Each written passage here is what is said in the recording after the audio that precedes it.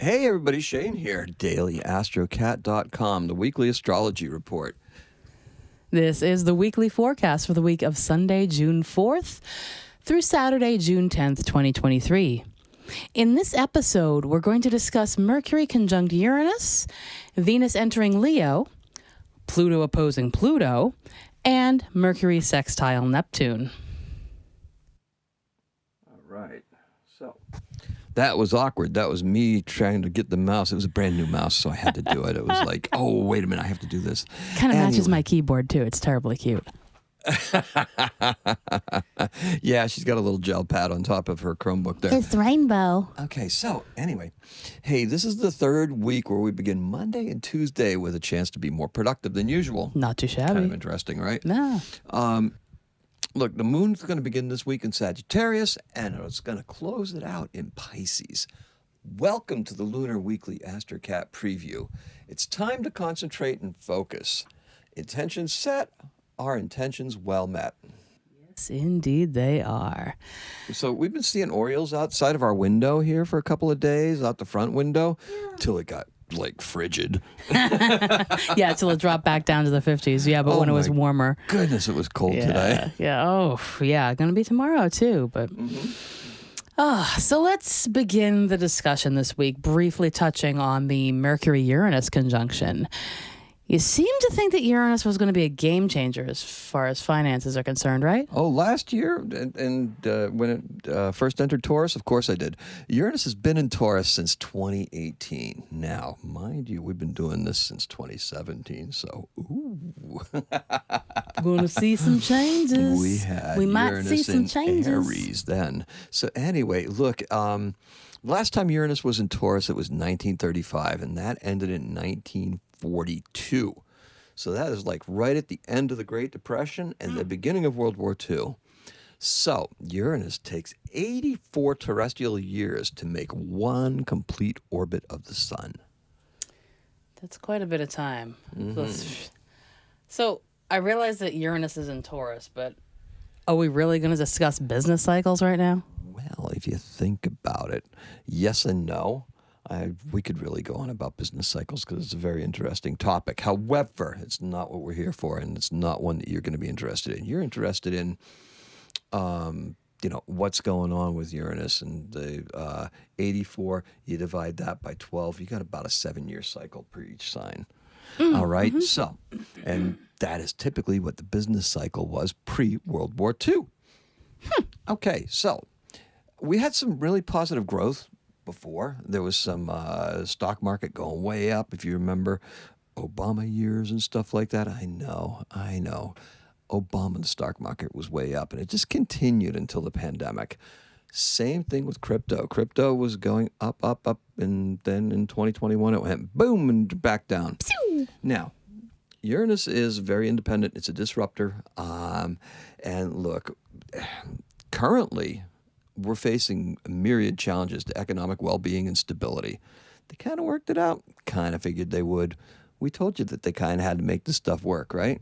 So anyway, hey, there's a revolution that's been going on for some time. That's the crypto revolution. It's decentralized finance. You can see that Russia and China and India are trying to replace the dollar as the leading global currency. So get rid of the dollar. Yeah. Exactly. So now you may also know about the cryptocurrency thing, but you may not know that cryptocurrencies are an attempt to decentralize finance and put it in the hands of the people. I feel like that was like the whole selling point on crypto for a lot of people.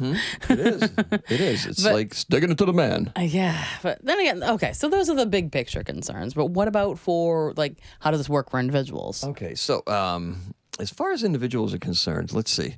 I want to get this down here because I really have to see that thing tracking. Okay, just checking out my computer terminal over there because I had it on the bar that covers up the recording thing, and I'm like, what if I'm not recording? All right, so hey, look no further than your own efforts to make a living, okay?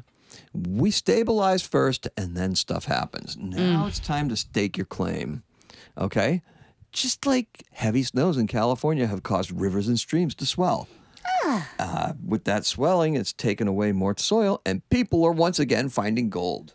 Oh, isn't that great? I haven't even been paying attention. That's happening? It is. That's incredible. So now, let me ask you a question. Where will you find your gold? That's pretty nifty. All right. Uranus gives us a clue, and it's not the one that you would think about.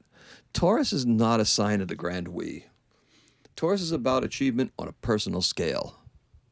Aquarius is more like that grand we, okay? Mm-hmm. The individual is one of the things that Uranus and Taurus can agree on.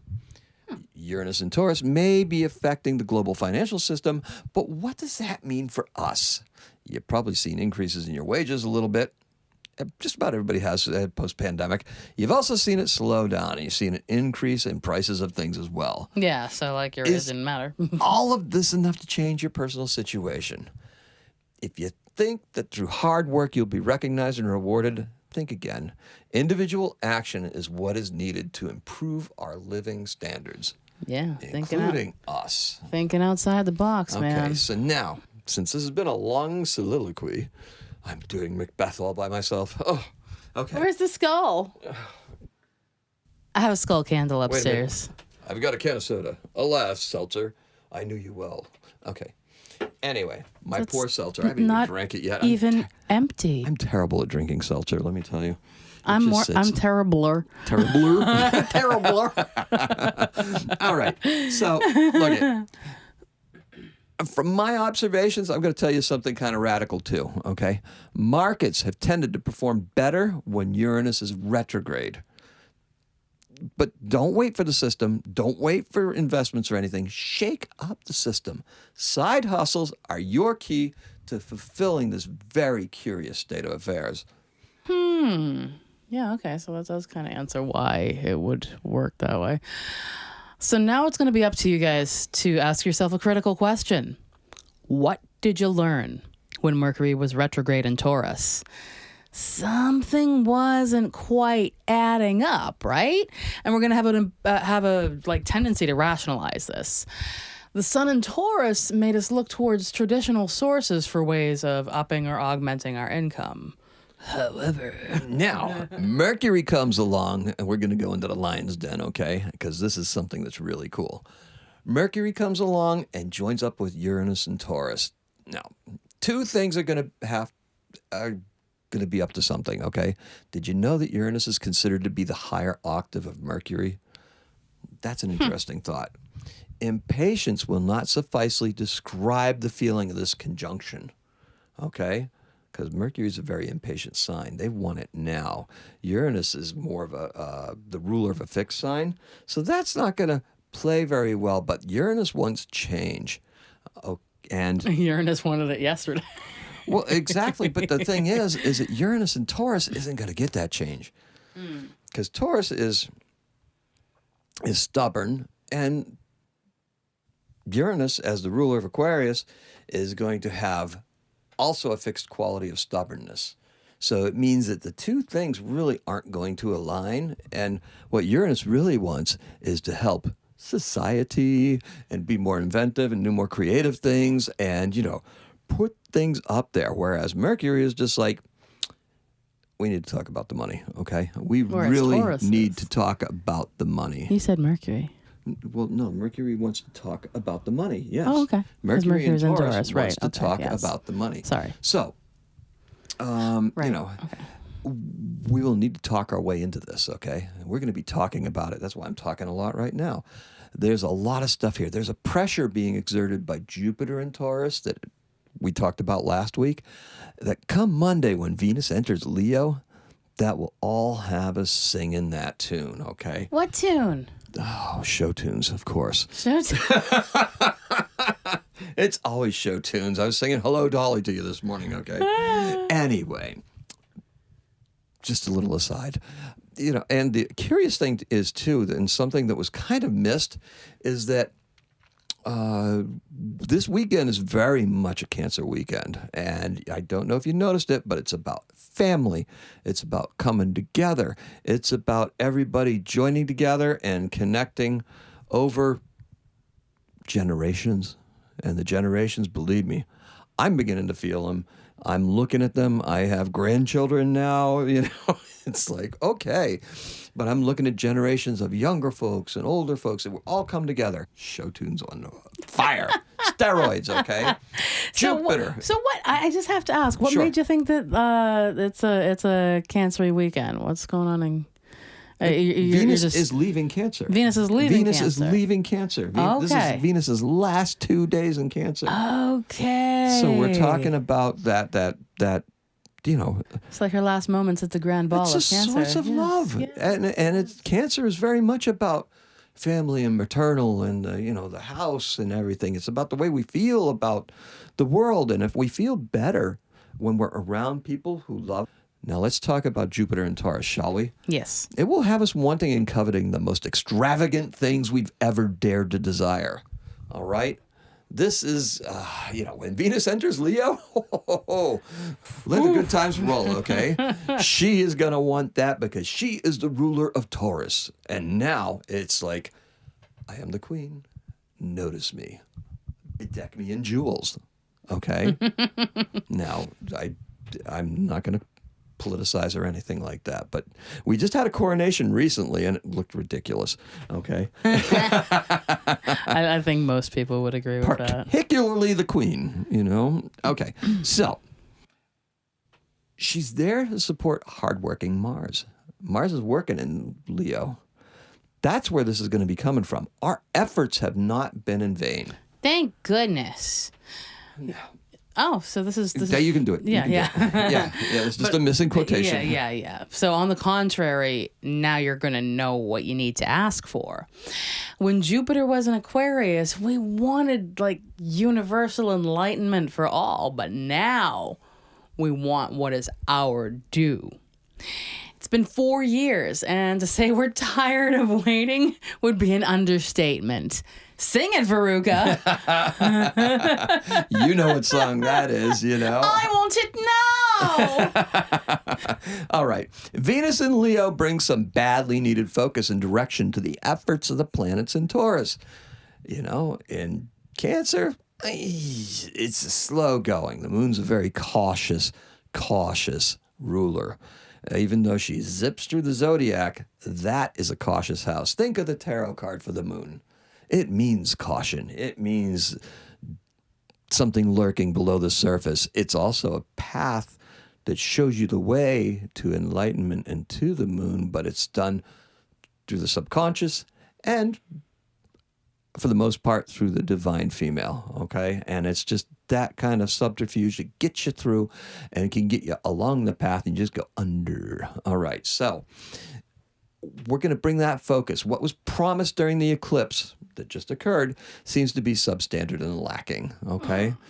Mars, feeling the proximity of Venus, will puff up his chest and double down to impress, okay? Mars the the Sun in peacock. Gemini will make quick work of any decisions that are left to be made, or maybe a Tom Turkey.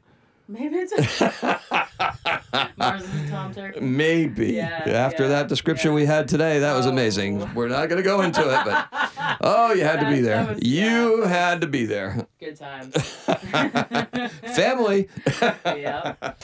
This long Venus season is thanks to a retrograde that begins on July 23rd and is going to last until September 3rd. Now, you want to avoid getting too extravagant after this begins, okay? Instead, find new ways to express yourself to others. Could the money be there, maybe? Maybe. Sure, old lovers will return, and we're going to need to evaluate where we're at and how far we made it.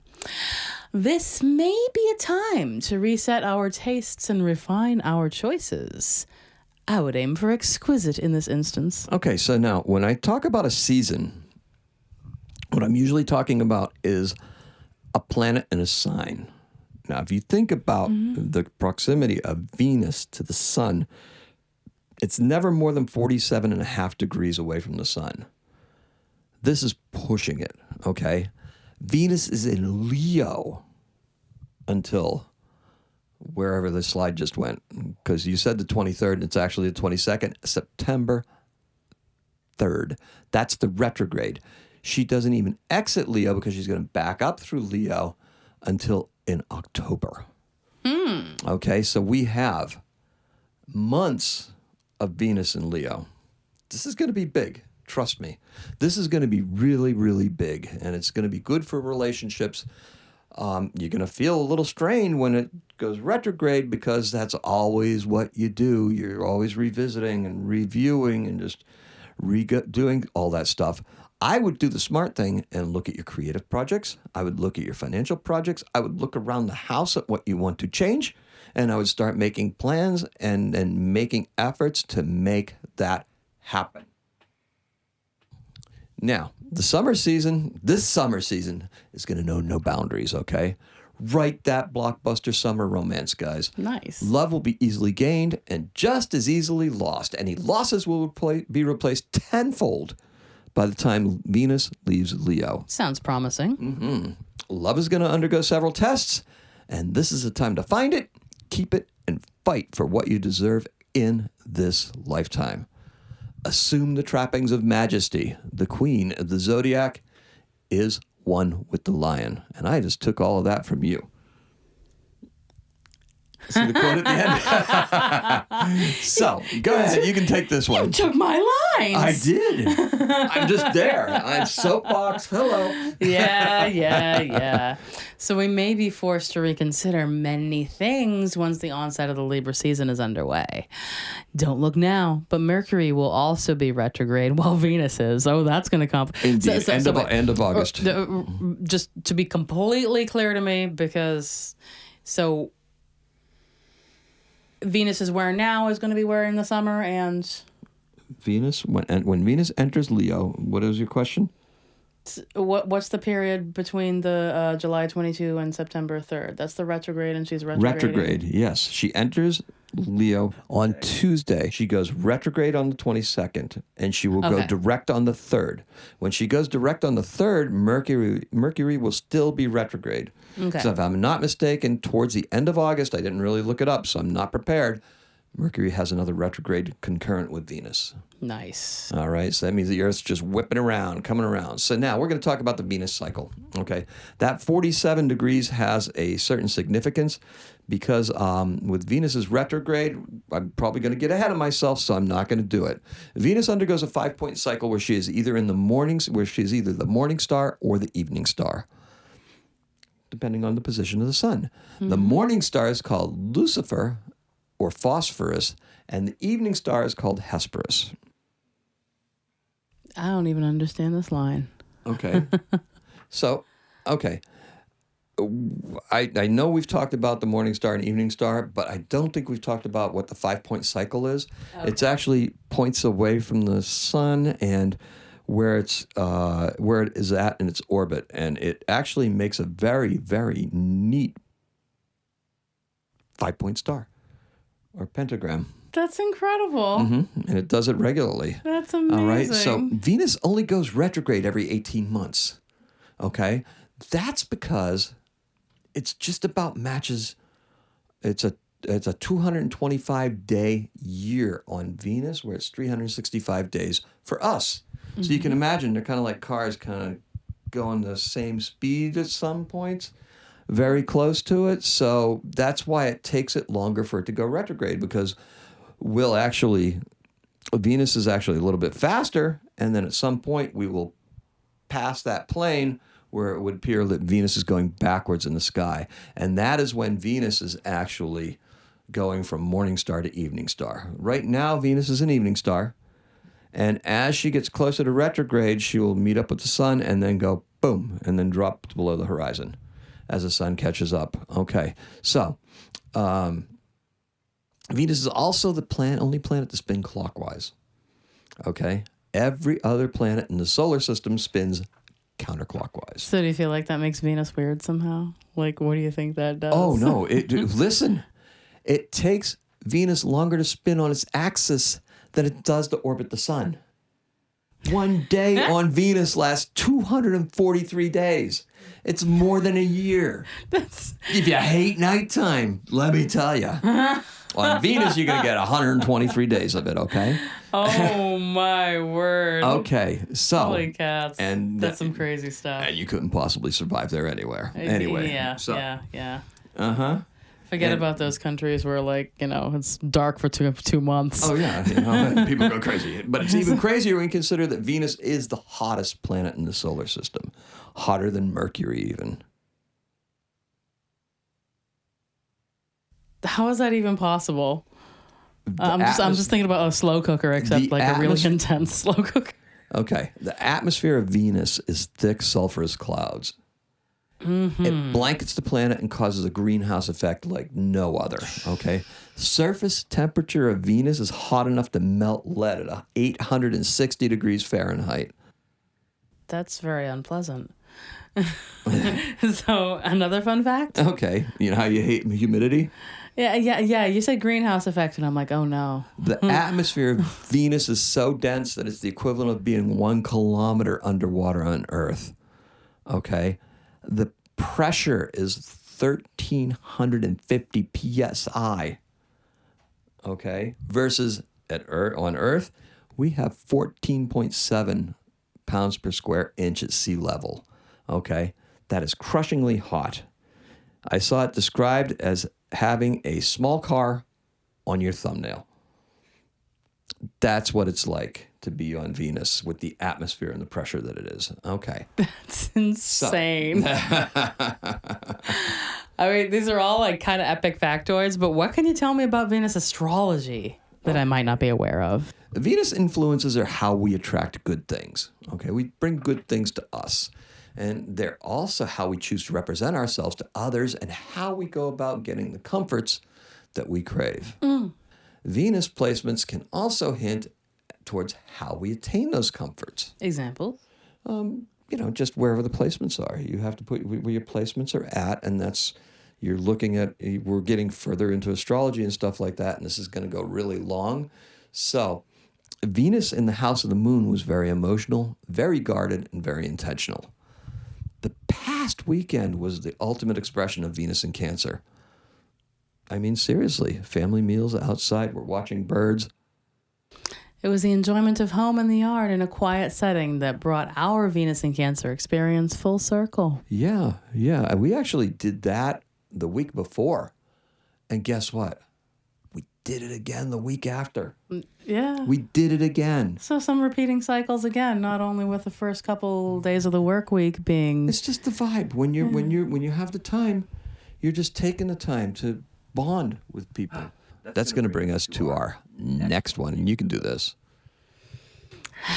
So that's the Venus-Pluto opposition, right? As a benefic, Venus aspects are naturally gentler, right? Mm-hmm. So intuition tells us that Pluto can be mitigated in this respect. Intuition would tell us that, wouldn't it? I mean, if Venus is supposed to be good things, not the huge good things of Jupiter, but, good things. But Jupiter comes with some strings attached. There's some patriarchal stuff going on there, and there's some definite strings. Pluto, as the octave of Mars, is both shrill and deadly, okay?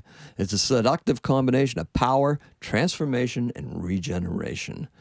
If the discovery of Uranus was the highlight of the Age of Enlightenment, and Neptune is the industrial age with all the social woes and movements and opium dens and stuff like that, and labor and spiritualism, then Pluto distinctly belongs to the 20th century. It was a pretty horrible century, too. All right, so this aspect is going to ooze tension, okay, in a way that can only border on obsession. And it's obsession with Venus things. Pluto will use different means to get what it desires. It could be through seductive means. That would be the most Venus way to go about securing things for our sense of security and mental well-being. Certainly, but kind of sounds like Venus in Cancer, too. That's an astute observation. Those Cancer jealousies are making us act rather hastily with a little help from Pluto. Wait until Tuesday. That's when Venus is going to enter Leo. Okay. So, now we're going to talk about the Mercury sextile with Jupiter. That's a 60-degree angle, okay? Even some of the changes have been the same old story, okay? Pluto's backing into Capricorn. The ruler of Capricorn is in Pisces, sitting in a sextile with Jupiter. Another 60 degrees. Hey, look, power remains in the hands of the patriarchy. Freedoms have come and they went. Yeah. Hey, I'm working from home. No, you're back to the office. Yeah, oh, you can do this. No, you can do that. Oh, you're wearing a mask. Now you don't have to wear a mask. Yeah, oh, wait, you might have to wear a mask never again. mind things on a grander scale of like going backward 50 years. But Oh, anyway. yes, women's issues and stuff like that. Oh, yes. Oh, yes. All sorts of nonsense, okay? The pandemic was a feeding frenzy for those in power. Now they're going to try and clamp down. Welcome to the surveillance state. Oh, getting to sound creepy, isn't it? Mm-hmm. It got really bleak really fast. I think you're kind of, we're both kind of still reeling from the loss of our cat. Perhaps, but as this week goes on, we're going to have many reasons to believe that the cynical way of looking at Pluto, Saturn, and Jupiter is the prevailing reality. Oh. However, we have two things in our favor. Oh, that's good. Level-headed Mercury in Taurus is in a working sextile with Neptune. Imagination, okay? That means we can use communication to our advantage. Be creative and watch for excellent results. Destiny in the form of the North Node is calling us. We know where the dragons are headed. Now we need to align ourselves with their flight path. Now, just a quick review or explanation for those who have not followed us in the past. Our notion of the dragons with the North Node and so forth. Too long. Too long. No such thing. This is a podcast. We're supposed to be at least an hour. Look, get over yourself and explain yourself. There is a not quite sure how I feel about it, but at the times of the eclipses, they occur one solar, one lunar, because it's the north and the south node all in one progression. One releases because of the Chinese belief that an eclipse was a dragon swallowing the moon. There's dragons that take off in my writing, okay? There's one dark dragon and one light dragon. One flies clockwise, the other flies counterclockwise. Because what happens is that as the eclipse occurs at the node, it passes to the opposite node. So the solar eclipse and lunar eclipse are in two different signs that are opposite each other. This last eclipse was unique because the solar eclipse occurred in Aries, but the lunar eclipse occurred in Scorpio. So we're at a transition point, and that was very interesting because as you may not be aware, but Mars is also the ancient co-ruler of Scorpio. So this provided a very interesting dynamic. It was the power of the planet in both signs. And when we think about Mars is, can be your competitive streak. It can be that inner fire, but it's also your actions. And actions are what we're talking about. So when you're taking action, you're taking an action. And what those dragons do for us is they give you a long trajectory to accomplish what the goals were that were set during that eclipse. Nice. Okay. So honesty, truth, listen. The full moon is going to give us both challenges and opportunities. Why don't you take this one? Oh, the beginning here. Right here, yeah? Yes, please. Okay. So ancient wisdom that's been lost to us lingers in the form of monuments. Civilizations leave traces of wisdom for us to discover. Astrology is one of those traces. The coming full moon in Sagittarius is one of optimism and of hope. Now, the sun in Gemini plays nicely with this point in Sagittarius. Our destiny is on an upward trajectory, like the arrow of the archer.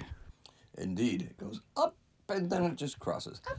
Honesty and truth and light will fill our hearts. Drink in the waters that this moon will produce. Yeah, Check it out. We're about to put out our full moon water All tonight right. to soak up some rays. So it is there for both body and soul. Would you like to explain this jar that I'm holding? Well, we had some jars for kombucha for a while, which I do still make when I remember. And we've been collecting moon water. And I should mention to you, which I haven't mentioned before, it's very relevant to collect moon water not only when the moon is full. Correct. You can collect it in any sort of phase. Well, we've done it for a couple of different ones, but we don't always do it. That's correct. So, look, While this could be a fun-loving moon, the presence of the Saturn-Jupiter sextile tells us that we are way better off taking this as seriously as possible, okay? Fun? Sure. Aim high, like the Archer. Even Mercury-ruled Gemini will have to sit up and take notice, okay? Success is there for those who are willing to work hard and see it through. The deeper meaning of this kind of hard work should not be ignored. Take what is yours and work it into your daily routine. I feel like you're speaking to somebody there. All right. Now, this moon promises an abundance of opportunities. How can we miss out on this cycle? How can we miss out? By not recognizing the profound impact of the Sagittarius moon. Excellent. Yes, I agree. Once again, we're engaged in a campaign that won't culminate until the next eclipses, like I just explained to you. Look for your signal on August 31st when we experience a Venus in Leo makeover. Makeovers. Sorry. Consolidate your efforts and focus on spreading the word. I guess our work will never be done, will it? No, it won't. Well, maybe it'll be a little more focused, perhaps, if we do some things right? You never know. Indeed. Family. Family. So this brings us to our, and you know what? I have to make a comment on what you said earlier about you can't choose your family. Not everybody is lucky enough to be in that position, and I just want to take a moment to nod to those people who really have had to build their own lives from Absolutely. like genuinely destructive families. So, can we get to our best days? Yeah, absolutely. Let's go. So, the best day for love Is Friday. Venus will be making a bold statement in Leo. Express your inner diva and be proud. It seems to be Definitely be proud. Yes. So the best day for business? Is Lunatag, or a Monday. We're off to the races with the moon in diligent Virgo. Get the bulk of the week's work done early, okay? Nice. Unfortunately, I don't have that option. So the best day for health? You have work to do at home, so you do have that. Oh, well, yes. So, okay, Yes. best day for health is going to be Saturday. We should put some effort into our downtime, okay? Nice. Restore the luster of your being. And the best day for transformation? Is Monday once again. Are you looking for love? Are you looking for accomplishment? Accolades? The seeker will find Venus at the threshold of a year-long journey to be back in the arms of Mars. Nice. Yeah, kind of poetic, right? Yeah. Yeah. So anyway, I'm going to put the water down. Okay. Hey, thank you all for joining us. Okay. Oh, look at this. No, I'm jumping Get ahead. ahead of yourself. All right. What are you trying to get out of here? Have you got to pee? What's I going on? don't know. I have no idea where we're at for time. It's going to be crazy. Who cares? All right. So anyway, look, let your actions roar like I did. Well, that wasn't really a roar. That was not a roar. It's a little snarl. My snarl. Words are only there to call attention to your efforts, okay? We have told you before, you need to get used to the spotlight, okay? Humility has no place here, especially with Venus and Leo, okay? Mars and Leo. If you can't toot your own horn, then hire somebody to do so for you. Nice.